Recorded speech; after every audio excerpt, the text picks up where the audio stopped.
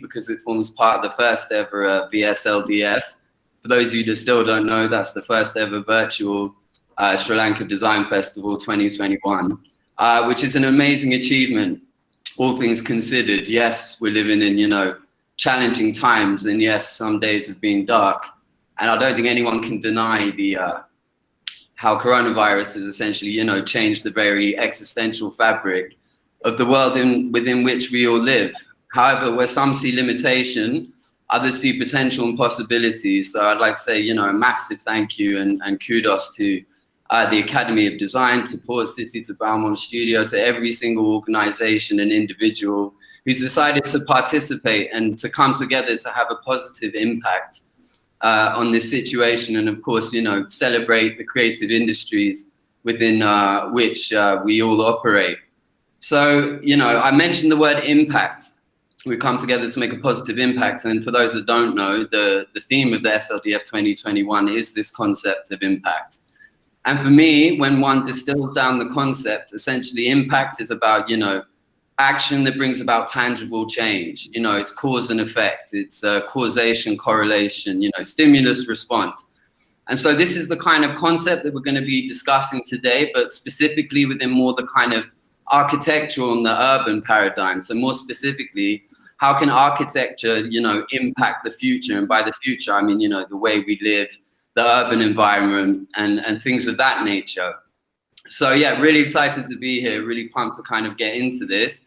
I've got a very amazing eclectic panel with me that I'll be moderating. So I thought rather than kind of do the generic blurb intros from me, it would be great to kind of go around each of you and you can just introduce yourselves. So Yamuna, that's how you pronounce it, right? Yamuna? Yamuna, yes. Named after a river in India. Yeah, so you can start with you. My apologies. Yeah, that's fine. Thank you, James. So I'm Yamuna Jayaratne. I am the Director, Sales and Marketing for Port City Colombo, representing Czech Port City Colombo, the development company. I've got over 2 decades of experience in real estate, mainly with multinational real estate organizations, and I would say 90% of my career was spent with iconic real estate developments that have changed how Sri Lanka is viewed, I would say. So that's just a bit about myself. Brilliant, thank you very much. And Amy? Hello, everyone. My name is Amy. My blog name is Sri Lanka Langi. I have promoted Sri Lanka traveling, culture, and investment chances to Chinese people already 10 years, and nice to meet you all. Thank you. And then Hanya? Thank you, James, for the lovely introduction. I'm Hanya Halabi. I'm a UK registered architect working at Balmond Studio. I joined 5 years ago, actually, to be the research assistant for Cecil Balmond, OBE, on his latest research about a new theory of form. And then this lovely project of Port City Pavilion came in, and I took the lead on that. So I designed it with close supervision by Cecil, and I'm still an architect within the studio. Brilliant. So as I said, guys, really eclectic panel, real mix of individuals, very talented and successful and ambitious. And, as I said, it's a pleasure for me to be moderating. Just so you know who I am, I'm James Balmond, creative director of Balmond Studio and founder of Plan B Design. And just very quickly on a personal note, I'm really excited to be discussing this in terms of the synergy between both Port City and Balmond Studio, in terms of us being involved in, the public art competition, with Cecil being the honorary chair, and then of course the pavilion as well, the first structure that's actually there. So that synergy between our brands and organizations is something I find very intriguing, and looking very much forward to sort of diving into that. So going back to you, Yamuna, could you just, obviously, let's get a bit of a lay of the land first. So could you maybe just talk a little bit about the Port City project overall? What's the thinking behind it? What's the mission? What's the vision, please?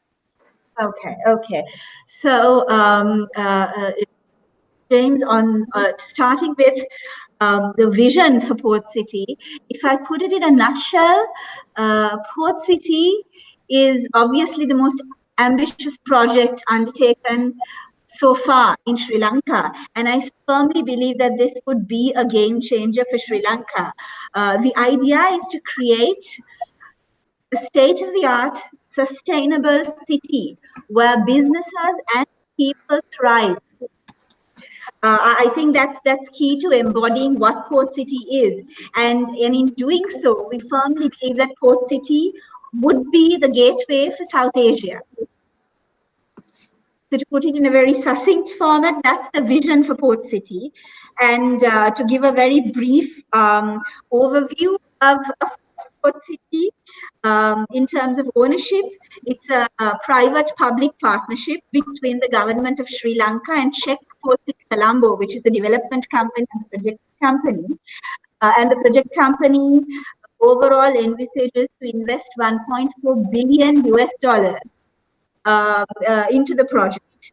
And this investment would be completed by end of year, in fact, with the completion of the reclamation infrastructure that would come into place. So the entire land parcel is 269 hectares of reclaimed land.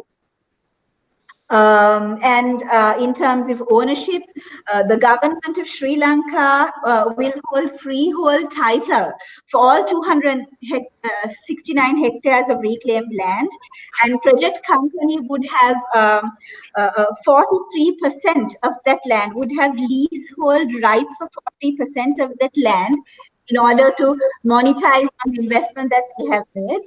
And it's important to note that 1/3 of the entire reclaimed land would be common areas such as beaches, green spaces, and blue areas.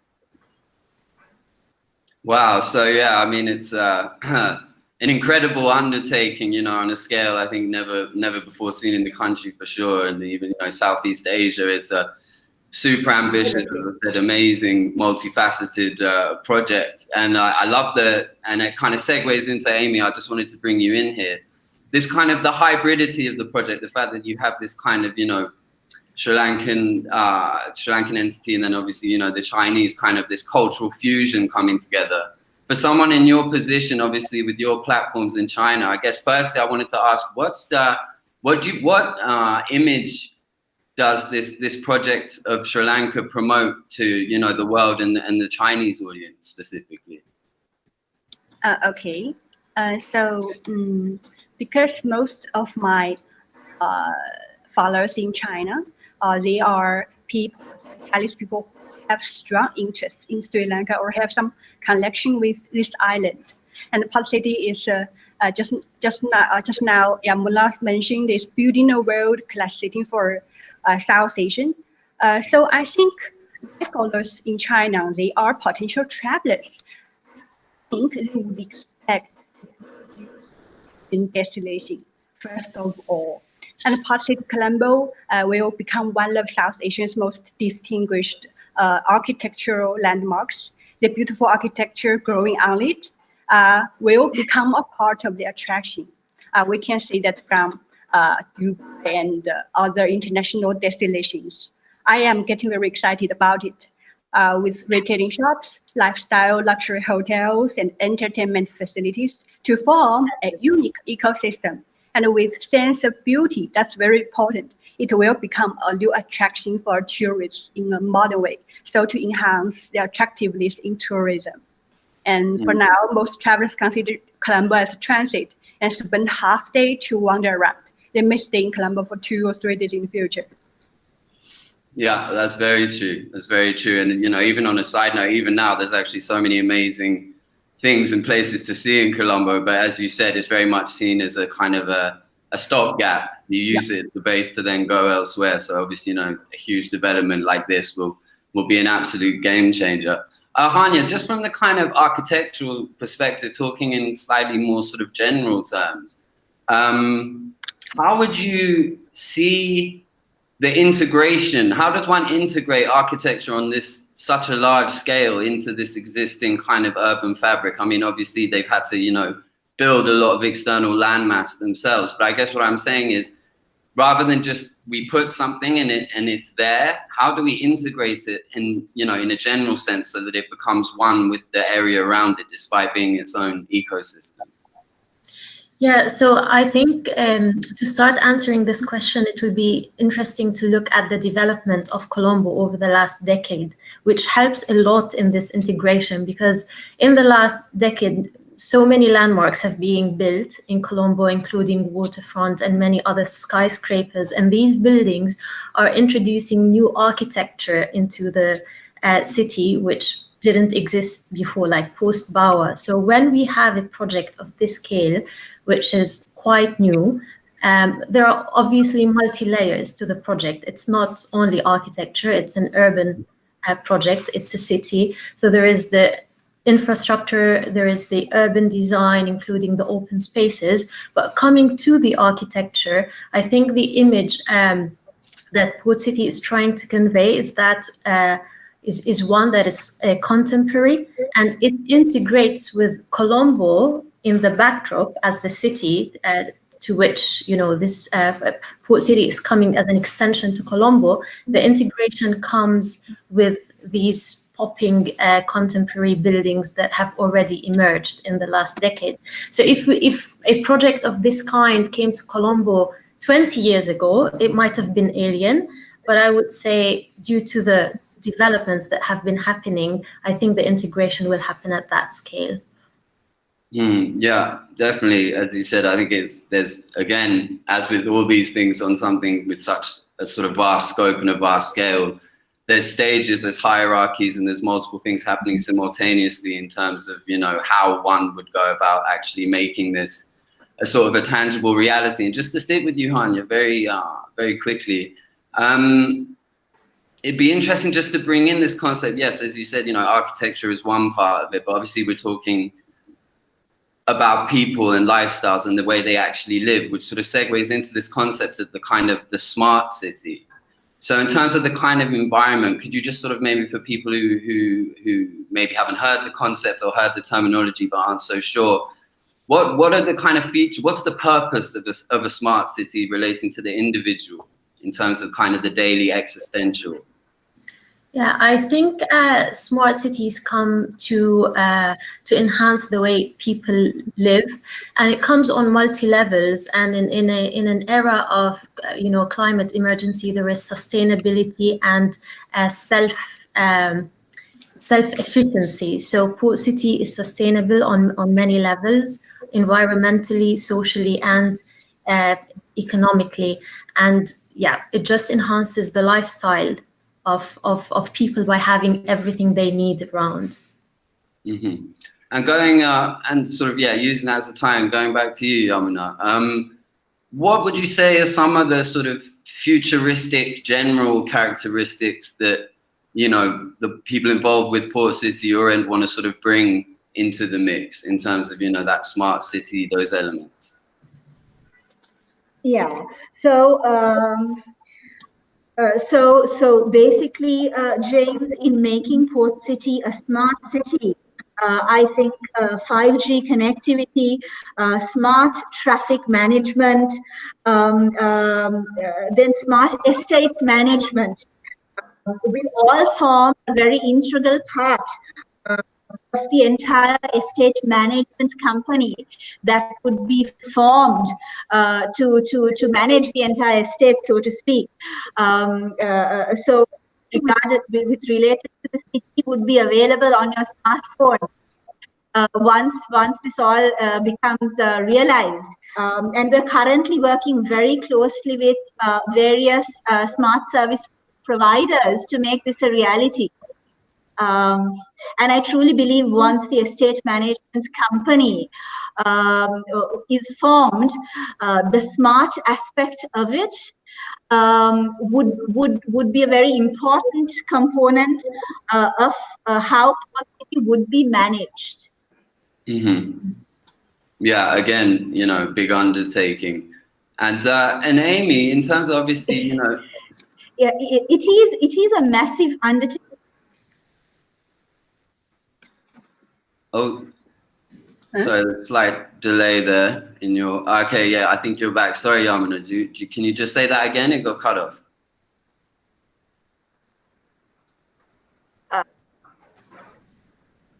Sorry, what was, repeat what I said, James, or? I said, yeah, sounds like a massive undertaking, and you said it's a massive undertaking, and then it cut off. Yes. That's right. Well, it is a tremendous undertaking, but I don't think that's the most challenging part of Port City.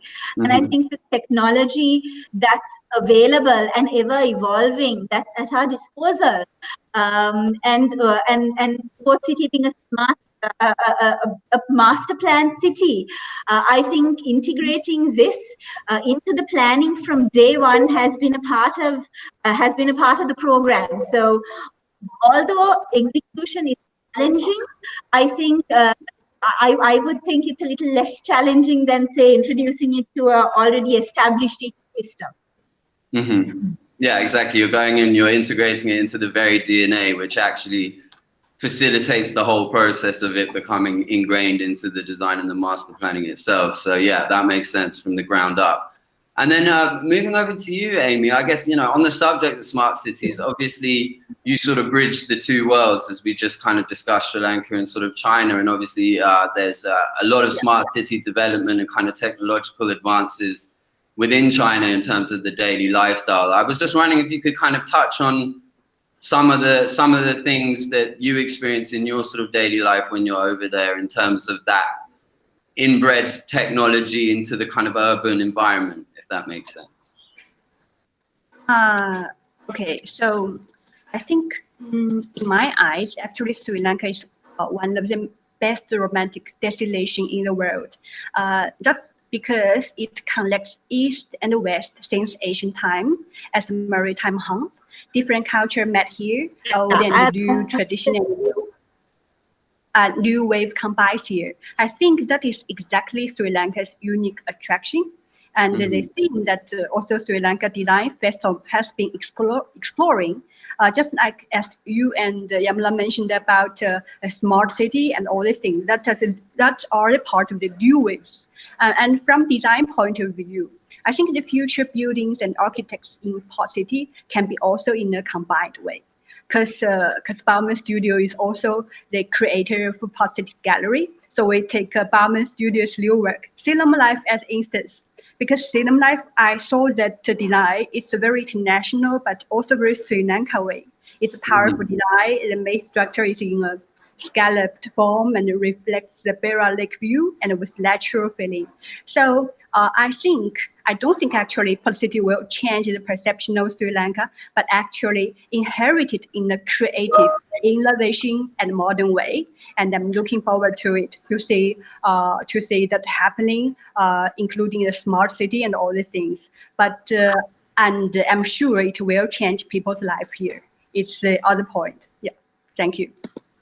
Yeah, thank you. Yeah, no, very true what you say, and that kind of, I think that's a very interesting kind of dichotomy or sort of dialectic between the this contemporary vision, but also kind of national identity. You touched on kind of cinnamon life and the mix of the sort of traditional scallop form, but with this contemporary interpretation.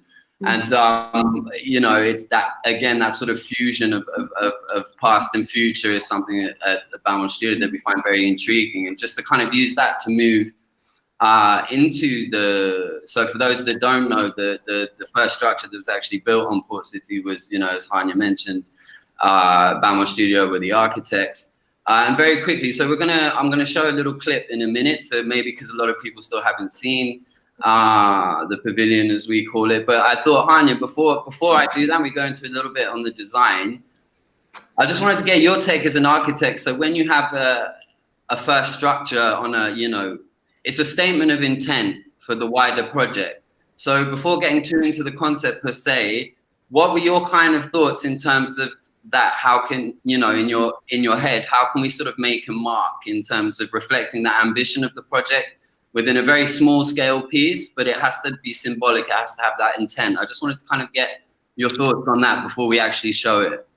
Yeah, so Port City Pavilion is a showcase for the Port City development, and we can look at it as an investor interface where we are trying to attract investors, and in the pavilion they can engage with Port City physically by the model and the advanced technological the audiovisual technologies that we applied. So for us, because it was the first structure, it was very critical to create an image that will reflect what Port City is going to be about and reflect the ambition. And for that, I will come to the concept a bit later after we see the video, and we'll dig into that. But it was important to create a strong statement of a contemporary piece of architecture that can do the purpose of attracting the investors. Exactly. I think you know, you use the word attraction there. I think that's very key. You know, by sort of epitomizing the ambition, you're conveying that, communicating it to these potential investors. And obviously, you know, investment is a key part of the whole thing. It's the lifeblood of the very project. Hence why, you know, some may say, oh, it's a small scale pavilion or whatever the case may be. But in fact, the role that it plays is actually very crucial. And again, you know, size isn't important. It's all about the design and what it communicates. So on that note, we're going to just play a little 2-minute clip that will show people a bit of the thinking behind the concept in the pavilion itself. Hopefully this is all going to work. So let's give it a go. 1 second, bear with me, please. Okay, I believe my screen is being shared.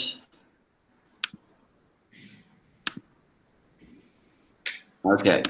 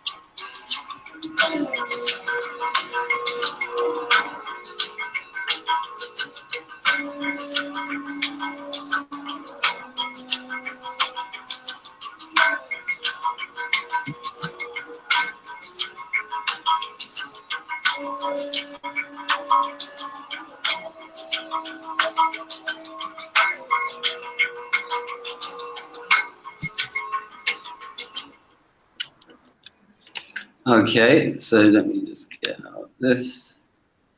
Okay, we're back. Yeah, so, you know, always lovely to see some very lovely drone footage there as well. It gives you the real sense of place in the context. You can almost feel that kind of arid heat from the sand. Yamuna, are you back with us? There was some technical difficulties there. Can you hear us? Anyway, I'm sure she'll join back. I can hear you clearly. Okay, good. There's just a bit of a lag. Okay, yeah, you're back. So, so there was a lot going on kind of in that video, Hanya. So I guess for me, conceptually, break it down how you prefer. I guess, you know, if there was one underlying part of the design concept that you want to communicate, what would that be? Animate geometry. So this is how I would define the project. Obviously, the concept was about a cultural fusion as well. So there is Sri Lanka, which we are trying to create a strong image for, and contemporary building, but there is also the Chinese culture, which is so rooted in the in the concept. So when we started working on this project, we were inspired by the bagua, which is octagonal in shape. And that was the starting point for the whole design. But when we look at geometry, which is fixed and rigid, it's in Balmond's approach to design to animate that geometry. So the way we worked with the pavilion is that we took that concept of the octagonal bagua, we looked at the 8 sides of the octagon, and then we started displacing these, looking at them as walls. So 4 sides of the octagon moved out, 4 moved in, and then in space, in 3-dimensional space, these walls were also animated by tilting them inward and outward, which creates this like kind of flower form, and the glass came as an infill. So this is how I would explain animate geometry, taking, a 2D flat shape and animating it as the terminology suggests, by displacing elements and moving them in 2D and 3D. And at the end, it becomes a reflection of the Chinese culture, because the inspiration point was the bagua, but it's still a contemporary, strong image that can reflect the ambition of Port City, which the pavilion comes to showcase, really. So this is how the design process developed. Yeah, I mean, I love the concept of animate geometry, this idea of taking something traditionally static and then, injecting it with this kind of kinetic energy. And they can be very simple moves. It's not about being all over the top with it. It's these very simple shifts that actually have this kind of knock-on effect. And Yamuna, just to bring you back in, I mean, obviously you would have been there, experienced the pavilion a lot and been around it. And just as an individual, I was just wondering, just to get your kind of, emotional response to being in the space, or, how did you experience it? I would say the first emotion that you register is awe. Because as you walk in, you do truly take the visitor through a voyage, Hanya. So you're introducing them into this space, which so much of volume, so much of character, and so much of potential, because it's not rigid, as you very rightly said. So it opens up to a world of potential, and that's where you showcase Sri Lanka. And then you go into a tunnel where there's introduction of the project, and as those double doors into the model room open, and you can see the lit model of how we envision Port City to be, what a realized Port City is.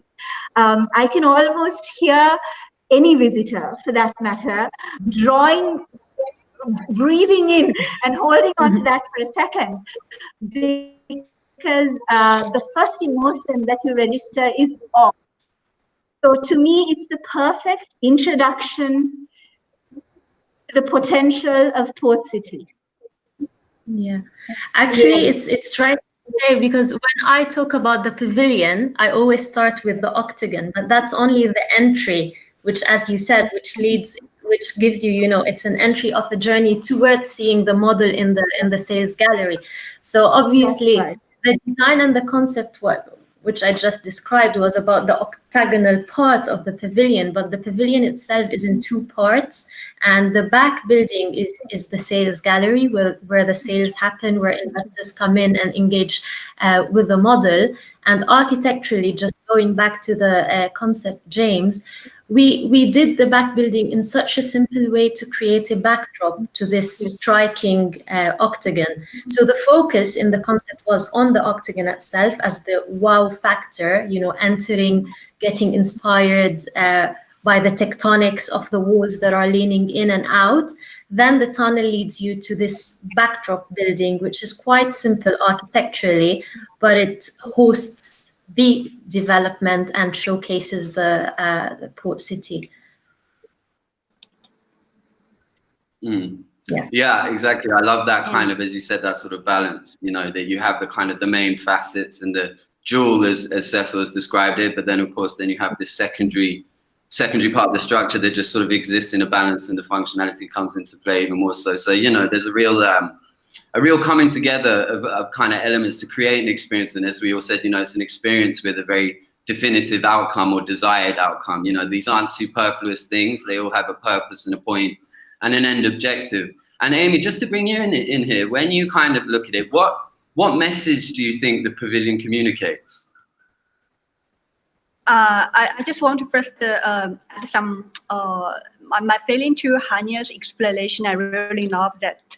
Sure. And it actually helps me to have a better understanding of the architect. Although I have been there for several times already, I really love that. I really love the music you use, James, in that explanation video, and I love that Jules Binay, and I love the Chinese element inside. I think it's a good example of how different culture can meet here, and the gallery is also faced in the ocean, so we are open to the world.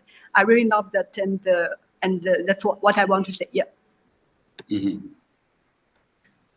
Yeah, thank you. Yeah, it's a very astute observation, and I think everyone kind of concurs with that sentiment. And you know, that's why I said I was so excited to get all you guys together and to be able to sort of talk about these things, because again, this is the whole point of the Sri Lanka Design Festival, is to bring these conversations and these dialogues to the fore. For many people maybe wouldn't consider them, or you know, your average person on the street may sort of see the pavilion and but you know, not know anything about the thinking behind it or the concept, or even kind of really care at the same time. You know, we have to remember not everyone's interested in design, but again, I think by having these conversations and asking these questions, sorry, there's just some background thing going on there. You know, we bring this into the collective consciousness. So to take it kind of a bit broader and bring it back to you, Yamuna, what would you say is the perception of Port City in the Sri Lankan society so far, from your experience? Well, that's an interesting question, James. Port City has had mixed perceptions, as you know, simply because there had been questions on the ownership of Port City, a misunderstanding, misrepresentation of the project when you look at the history. So there has been a lot of firefighting that the team had to do in the past. However, with the efforts that we are putting in, I think there's greater clarity and greater acceptance of how important Port City is, how important the success of Port City is to putting or to positioning Sri Lanka differently, James. And that acceptance is now growing. Interestingly, we did this campaign bringing school children from different parts of the country into Port City and showing them. We actually took them through the pavilion and into the model area. We showed them the model, and these are children from far away. Some of these kids haven't even been to Colombo. And when they understand the concept of city, and these would be the children who will inherit this. This is the future of the country. And we interviewed their parents. We got statements from children. There is absolute love towards the development. And I think once there is understanding in the public eye, and when there is, when they understand what the project is, and when they understand what it can mean to the country, I think we have the public, the Sri Lankan public, backing the project 100%. I mean, I'm a mom with 2 kids, so for my children, you know, my hope is successful for cities simply that they wouldn't have to travel out of the country in search of better fortunes. It can be found right here on our shores, because this is essentially what Port City can bring to the country 20 years down the line. Exactly. I think, yeah. And I think with anything new and anything that's a real kind of paradigm shifter, there's always a certain amount of natural friction. That's part of the course, purely because for many people, it's an unknown, or there, as you said, there's a lack of education or comprehension and misunderstandings. And, you know, so again, it's a perfectly natural thing in terms of, from my experience and seeing these other projects in different parts of the world, you know, but the main thing is a very clear process of education, which is what you've done. And also that foresight of looking forward, that actually, you know, that you're thinking about future generations, and maybe within the context of what we can understand now, we have to have that longer term thinking. So many people are kind of stuck in the immediate, whereas in fact, if you're thinking about securing the future of generations and the future of economic benefits that will come from this, you know, those come into play as well. So yeah, you know, it's and it's very admirable that you guys are very kind of active with the community and the society, and listening and feeding back and educating, and you know, which is great, because that leads to sort of trust and transparency, which is what this is kind of all about. Ultimately. And then sort of Hanya, just jumping to you quickly, because we're going to have to start wrapping up soon. I just wanted to touch on this idea of kind of an ecosystem. So obviously we talked a little bit about kind of integration, and of course, you know, you have an existing urban environment, and then you have this new project master plan that's going to evolve in stages over a period of years, done in a particular way where it is kind of integrated. But this concept of a kind of self-contained ecosystem, this idea that we can create new sort of master plans and architectural interventions to keep everything in one place, from, you know, work, retail, lifestyle, etc. Why is there a need for that now and in the future? Why does that seem to be a I don't want to say trend, but a reflection of potentially how we're changing the way we live? I would say it's all about sustainability, creating something that serves us now, but also can serve us at any time in the future. And taking ecosystems, it's really important to look at it as an intersection between three sectors. So, which is sustainability as well. There is the environmental, the economic, and the social. So when you live in an environment, obviously you need it to be environmentally friendly. You need to be able to reach your work, come back to your home, and it is this intersection of these, the sustainability of these three sectors. Mm-hmm. Yeah, that makes sense for sure, and I think that kind of justifies the thinking behind it, in terms of, you know, it justifies why this would be something that seems to be sort of, you know, coming more into the sort of, you know, zeitgeist in terms of development and how things are moving forward. And then I guess just to sort of, you know, close, I'll just go around all of you, starting with you, Amy. I guess what is the most exciting thing for you about Port City when you look at this project? What's the thing that excites you the most? Because I think it should be maybe it brings us that imagination that's really beyond all the things. Because until now we can just see a huge land there, and I have been to Port City several times, but gradually it has becoming more and more rich. Now we have that golf range and some other facilities, and you can really feel, you can really see, because I have been here for 10 years already. I really experienced the procedure when Port City from zero, and now you can see the land. So it's just it's a procedure, and it brings us a lot of imagination. That's the most important thing, and it's also with the help of the next generation. Yeah. And then what about you, Yamuna? What's the most exciting thing for you about the project? What drives my passion to really be a part of Port City, James, and what really excites me again is what it means to Sri Lanka. I truly believe that if we manage to realize, through a process of obviously hard work and planning and commitment that we need to do, not just Port City, but the government and all its stakeholders, if we are able to put in the work that is required, I truly believe we can achieve what we set out to achieve when we envision Port City. And what really excites me is what it means for Sri Lanka. To me, this is the game changer for Sri Lanka and a tremendous opportunity. Yeah, I think opportunity, exactly, that sort of encapsulates it. I think there's so much potential and possibility for sure. And then Hanya, what about you? I see in it lots of hope in a better future, obviously, for Sri Lankans. Like, this project gave me the opportunity to come to Sri Lanka several times.